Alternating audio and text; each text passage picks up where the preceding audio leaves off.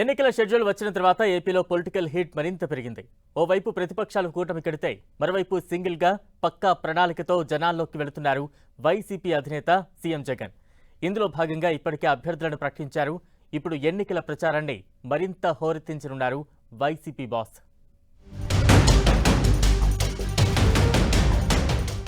దేశంలోనే best CM అవుతా, రాష్ట్రానికి 30 ఏళ్లు ముఖ్యమంత్రిగా ఉండాలి.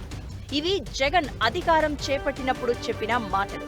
ఇప్పుడు 5 ఏళ్ల పాలన తర్వాత జగన్ ఎన్నికలను ఎదుర్కొంటున్నారు.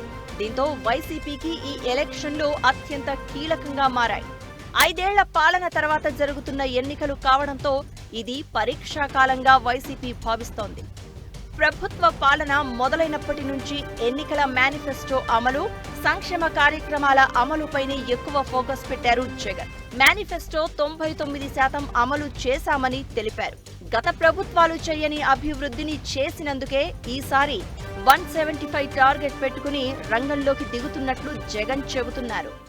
దేవుడు ఆశీస్సులతో మళ్ళీ 2-3 నెలల్లో మళ్ళీ ఖచ్చితంగా ప్రమాణ స్వీకారం చేస్తాం.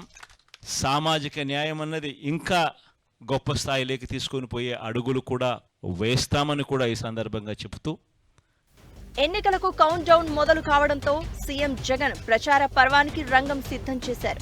ఇప్పటికే సిద్ధం సభలతో ప్రాంతాల వారీగా పర్యటించిన జగన్ ఎన్నికల క్యాంపెయిన్ ఈ నెలలోనే ప్రారంభించబోతున్నారు.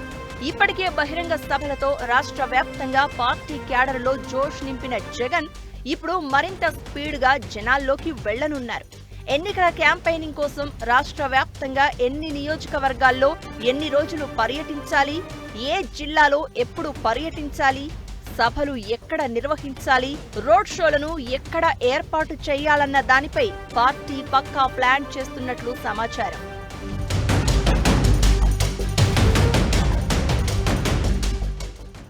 రెండు 2019 ఎన్నికలకు ముందు పాదయాత్ర చేసి 151 నియోజకవర్గాల్లో గెలిచిన వైసీపీ ఇప్పుడు వై నాట్ 175 నినాదాన్ని ప్రజల్లోకి తీసుకెళ్తోంది. 2019 విజయాన్ని రిపీట్ చేయాలని వైసీపీ భావిస్తోంది. అందులో భాగంగానే ప్రచారాన్ని ఉధృతం చేస్తూ రోడ్ షోలు, సభలతో విస్తృతంగా ప్రజలకు దగ్గరయ్యేలా షెడ్యూల్ ఫిక్స్ చేయనుంది. వై నాట్ 175 నినాదాన్ని బలంగా తీసుకుని వెళ్లడంతో పాటు ఈ 5 ఏళ్లలో చేసిన అభివృద్ధి, సంక్షేమాన్ని ప్రజలకు వివరించనున్నారు వైసీపీ నేతలు.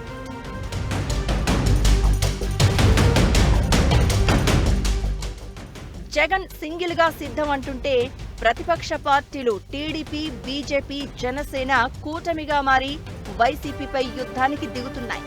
ఓవైపు చంద్రబాబు, మరోవైపు పవన్ తో పాటు బీజేపీ కూటమిలో ఉండడంతో ఎన్నికలు పోటాపోటీగా ఉంటాయని విశ్లేషకులు చెప్తున్నారు. ఇలాంటి పరిస్థితుల్లో ఈ ఎన్నికలు జగన్కు మరింత కీలకంగా మారాయి. 5 ఏళ్ల పాలనకు ప్రజలు ఎన్ని మార్కులు వేస్తారో చూడాలి.